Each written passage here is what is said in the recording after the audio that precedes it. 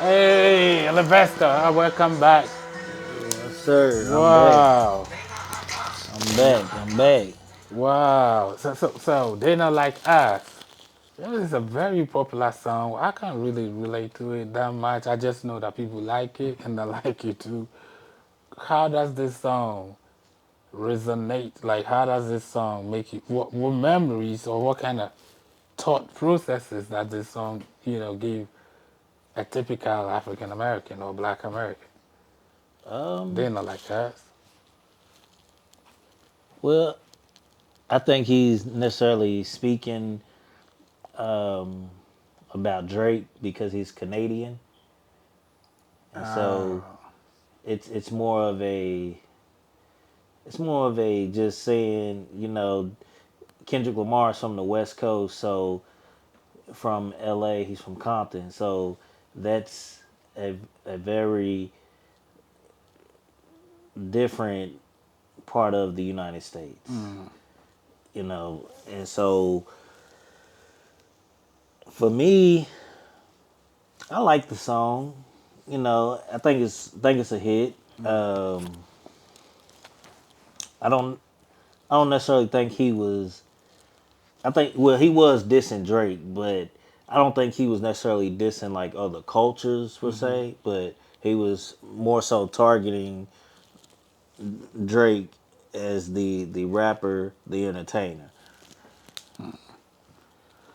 Oh, right. So that is between like the African American and the Canadian. Okay, now let's come back to our Well, topic. because Drake is his father was black. Drake is mixed, Oh, but his mother is of Jewish faith.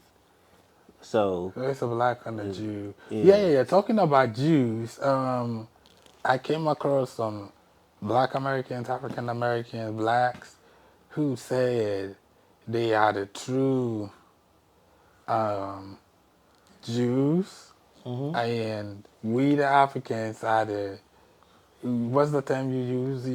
We are a traitor tribe that sold you guys. So that has also sold you guys to So to other people. So do you think that history has also led to some of these issues between blacks and African and then blacks and African Americans? yes, because we could only go by what we're told and by what we read as well. But we weren't necessarily there. But during that time, there has been documented that you know some Africans sold other Africans to the Europeans through the European slave trade. That's been documented. That's nothing that can necessarily go against it. But we we all ended up over here anyway. It's because they basically they sold other Africans and then they did a double take, came back and got the ones that sold the Africans. So we kind of were in bondage together. It- because how it was perceived was that it would be more so like an indentured servant, like where you would help build and you know um, take care of the house and stuff like that. But when we got here, it wasn't that way. Just recently, I went to Ghana with my friend, African American, and I took him to the Cape Coast Castle to see Hmm. the dungeons and everything. And I I've been there before, like as an African, toured the place. But when I took him there and we went down to the dungeons and I saw his reaction, I kind of felt some type of way for this dark side of history. I'm not an expert on that topic, But what I also learned growing up in Africa was like, let me use this opportunity to, give this, education. In Africa, right, we have a system of slavery, which is not really slavery, like you are beating on somebody or burning them with anything. Mm-hmm. What we do is say, my father is some tribe it has tribal names. Some tribe call it the Trocosi system or whatever. Just different kind of systems. Where let's say if I need money, I can come to you and loan some money, right? Mm-hmm. To use for myself, and I will work, stay on your plant, stay on your farm or whatever, and work for all the money I took to pay for it, and then I'm free, right? So let's say if I took 10 days worth of money, and I got like 5 children, I will bring my children to work on your farm to kind of pay, right? Not so many people have money, so they could go to the rich farmers, rich landowners, and take some money and also work. But nobody is beating you or doing anything. It's Yeah, just that's purely that's the work, right?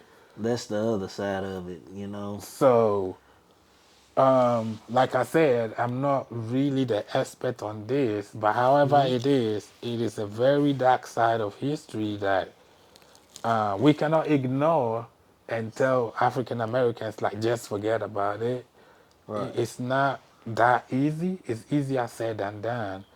Mm-hmm. But I feel like Well, but you know that's basically what the U.S. government is trying to do. Like in I want us to stay within the topic, like okay. just Africans and African Americans. I don't want to go that strongly political route because that's not my goal. My goal is you see how I relate with you. I want Yeah. to try to bridge that gap between Africans. Let's talk about you just signed in or like us. Let's talk about us. Like let's limit the conversation to us so that we have a clear focus for today's Mm-hmm. purpose. I want to be able to walk down and see the African American and be free around you. I want you to Mm-hmm. come and be free around me where we can take away, erase all these preconceived ideas about each other. Mm-hmm. Because honestly, I don't see any difference between you and I.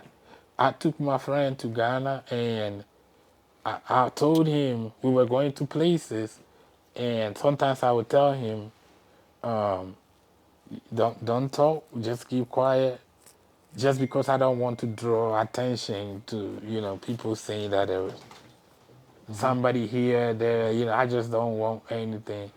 And he will keep quiet, and we will walk the streets and go everywhere. Nobody could tell that he wasn't African, he wasn't Ghanaian unless he spoke, and then of course the accent will come. Yeah. So I really feel bad for these kind of feelings. And all I would say is I will apologize. I don't know the details, but I will apologize to feel like your own people contributed directly or indirectly, however it is, to the capture, against the will of basically your own brothers.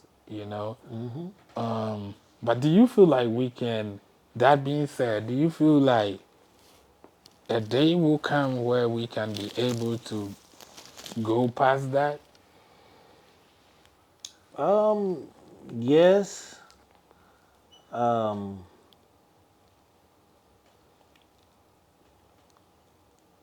We I think we can get past it. It may not be in my lifetime or your lifetime, but I think eventually it will get that way. Just because how our children are growing up, and so I don't think I don't think there'll be any animosity which there shouldn't be today either. But a lot of people, they do kind of hold that. Oh, they sold us, and they hold that. But I don't necessarily hold it because, for one, I wasn't there, and then for two, I'm just trying to focus on a solution to the problem, not necessarily focusing on the problem. So we as black people, we have to focus on our own issues within our own community. So this is what I feel. This is the common. I'm trying to take my opinions out. Um, the African American or the Black American. I'm so sorry. I don't want to disrespect. I just No, don't know the right politically correct way to say. I I'm just mean, being honest. Um, feel like they sold us. They sold us. They sold us. On the other side, the African American is also saying this is over 300 years, over 400 years. How long are you going to stay with that rhetoric? They sold us, they sold us. How long are you well, going to? I think it's damaging to the mental psychologically, because that's where you have the rift, you have the at odds. It starts there.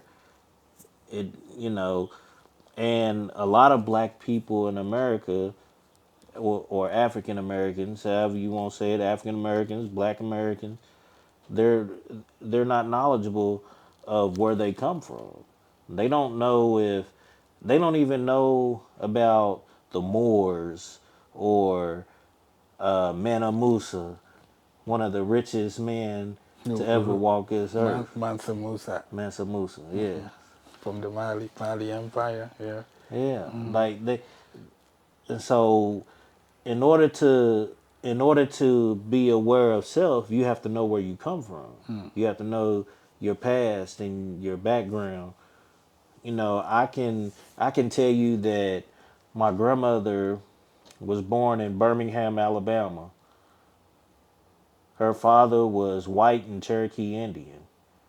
Well, we've learned that the Indians, quote unquote, were actually African, you know. And so and then her mother was black as well. But so I have this other side that I don't necessarily know much about. And so then when I'm looking at it, like, okay, because I remember when I first met you and I asked you, I said, Josh, where are you from? And you said, I'm from Ghana. And I was like, damn, that's dope. You can say, yeah, I'm from Ghana. I can trace this, you know what I'm saying? You can trace back generations and generations. Do you feel like things would be a lot better if you could tell that I'm from Nigeria or Ghana or Senegal or a very No, specific place in no. Africa? Now, if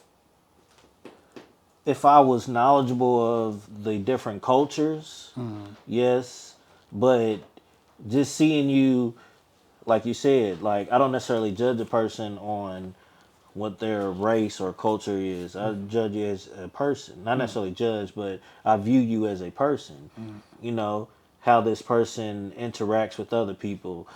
You know, are they quote unquote snobbish, or are they mean or hateful? Let me ask this follow up question. Can you explain to me as an African how you think that loss of identity has negatively affected you as an African American or as a Black American? So it's affected us because we don't know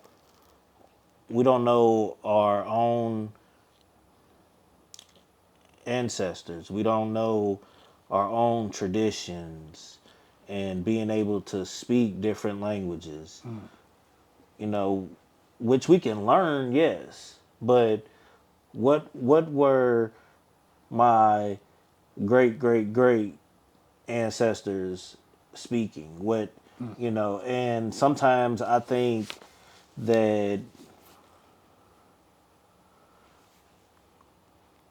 we've become lost, basically lost. Like we don't know who we are as Black Americans. We don't know who we are as a people. Once we understand who we are and that we come from Kings and queens. kings and queens and we are royalty, then that changes the whole mindset, the whole view. If I put on TV every day someone shooting someone, oh, we just gonna think it's that's normal. And it's not. It's not normal. This is not normal. And so it's definitely some ways to go, and people can say, oh, I can go to and get my ancestry through your DNA. Yes, you can, but me personally, I don't necessarily get into that. Because it's not just knowing; it's also experiencing and knowing what Yeah, it means having to the experience. be a So Nigerian, a Ghanaian, or if if I can, let's say if I come to Ghana, certain garments that I can wear and certain food that Ghanaians eat. That's, to me, that I think that's dope. That's not something that I'm aware of. Just like when I went to Jamaica and I saw the different people and how they lived. You know, some people they live pretty rough. But then, you got some people they live pretty damn good. And so I think that's where when we talk about black and Africans, we have to. I think sometimes Africans have to understand that we're not knowledgeable of our African culture. We only understand the American culture. So that's where I think a divide is as well. And then, like I told you, and just seeing another black man or woman, seeing them as your brother or your sister. Why do I hate this person? Why do I have this hate in my heart? and then let me see. I'm just saying things that I've observed in this country. Sometimes you have African American friends, right? And you're going somewhere with them, having a nice talk, and then on the way you see a white friend, for instance, and you try to say hello. Then your African American friend is somehow pissed that you are having friends from that side. Well, I've never experienced that, um, because anytime I see any white friends out, I always speak. Yeah, I know you at work. And You don't do that. my friends, you know, they 9 times out of 10, they're gonna know this person too, or know their family member or somebody that they know. I had friends. 10 years in America is some time. I had friends that, African Americans will be going somewhere, and they will literally say, "Well, they call me by my African name. Well, Nana, if we're going somewhere and you see these people and you want to talk to them, man, you on your own."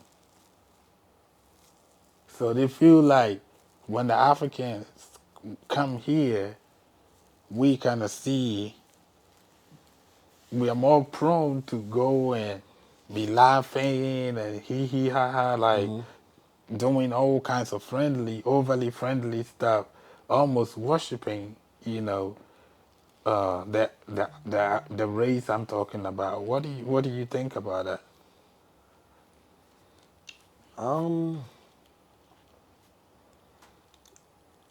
They honestly, feel like I think it depends we on the don't person really though too. know. So with the experiences that I've had, and I'm not generalizing for everybody, but my own personal experiences, I get the vibes of, oh, you just came from Africa, so you don't really know these people. And that's why you are being friendly. And it's Um, almost like they are looking for a day where they will do something bad to you. so from my experience, I can say that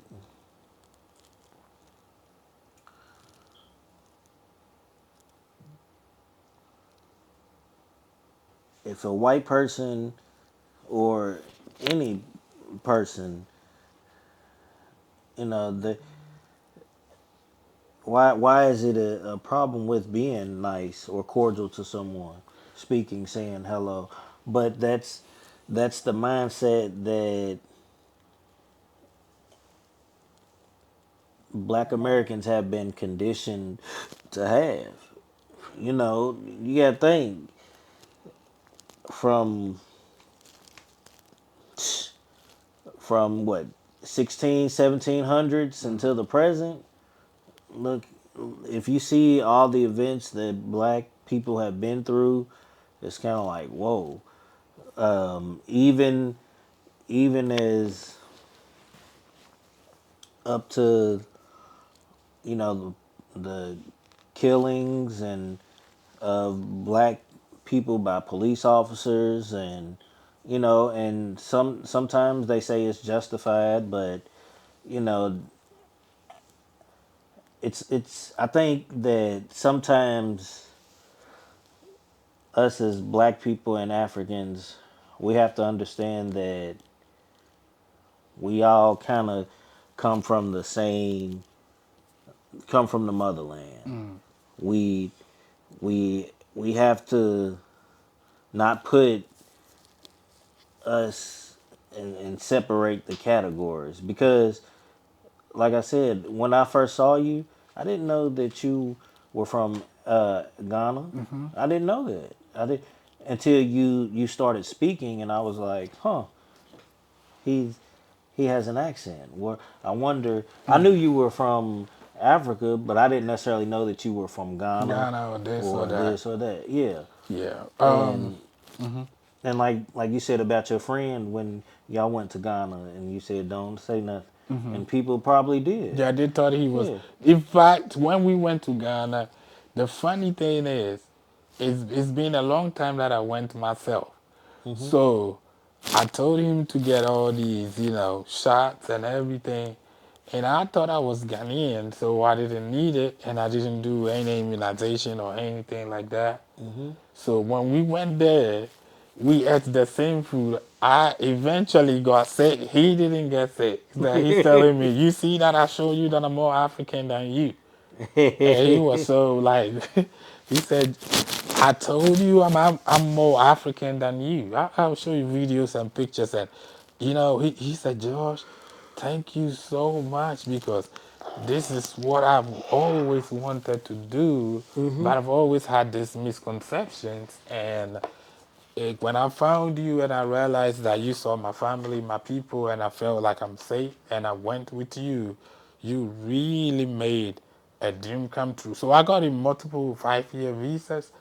3 months later, he said he's going back. And I told him, "Man, wait, I go once a year. Well, we just came back." He said, "No, I'm going. I'm going." And then you could see that Because for he felt the connection. he felt the connection. But before we went, he was asking me all these questions like, "Am I safe? Will I be robbed? And where will we sleep? And do you have electricity?" And I kept quiet. I know how I was going to, I know how I was going to host him the best of everything, But I just kept quiet. And I told him, he said, "Oh, how much money did you do? Do I have to take this money, this?" I said, "Don't worry about anything. You are with me. I got you." So he still took some money, and then he flew back. He bought some few gold and stuff, chains and everything for his wife and daughters and everything. And he's like, Josh, the money I took back, I brought the same money back. And then he really got the picture of what Africa really is, right? Mm-hmm. Sometimes the things they show on TV, and it's from both sides, because when we are also back in Africa, we see rap, violence, um, a whole lot of violence act. They're always showing not the very good side of each other, Mm-hmm. right? And I remember when I went to Europe, like 2012. Um, what was 2012? How many years now? 2022 is 10 years, so 13 years ago. Mm-hmm. And I was using my laptop, and one young guy asked me, "Did you just come from Africa in a month?" I said, "Yeah." And he said, "You know how to use the laptop already in a month?" I said, "I've been using, I've been using." Right. Like, he said, "How do you get electricity on the trees?" I'm like, "Oh my God." Because they're not aware. They don't They understand. don't know. You see? So my main goal is, and I like the education you are throwing and the light you are throwing on, the African American side, and what I'm also sharing on the African and Ghanaian side. I feel like, what do you think we can do to kind of bridge this gap that is between these two cultures? Do you first of all think it is important to bridge this gap? Oh yes. And the follow-up question is, what do you think we can do? So I think it is important to bridge the gap because once we bridge it, we'll be more unified. In order to do this, excuse me. In order to do this, we need to make sure that Black Africans are knowledgeable of not just American culture, but other cultures as well, from Ghana, Mali, Tanzania, Ethiopia, Kenya. Because even those few countries that I've named, they're all different. Even though they're on the continent of Africa, they're all different. So, in order to do that, I would say people would have to do their homework and understand that, hey, this particular country does this. They wear these garments. They do this. They do this. And so it is possible. I Okay. think it is possible. Let me ask you this. I'm going to say some few things that African Americans or Black Americans do that negatively affect Africans, and then in the long run, does not help us trying to be one with you guys. And I will give you the chance to also say some of the things that we do that we may not be aware of, right? The first one is, let's say an African child comes from Africa and goes to school here, then they start calling the child African booty scratcher. They are laughing at his or her accent. Can you just leave America and go to China, for instance, and start speaking perfect Chinese, or go to No, go to France and start speaking perfect French, or no. any of these languages? So I feel like when the kids come here and you are laughing at them, you are making mockery and saying things like African booty scratcher Mm-hmm. and laughing at their accent, their food thing. We eat a lot of spices, and sometimes even me at this age, I take food to the break room, and somebody just comes in, and some of the words they say, you don't know me, you don't know what I've been through and where I am in life, Mm-hmm. but then you smell some food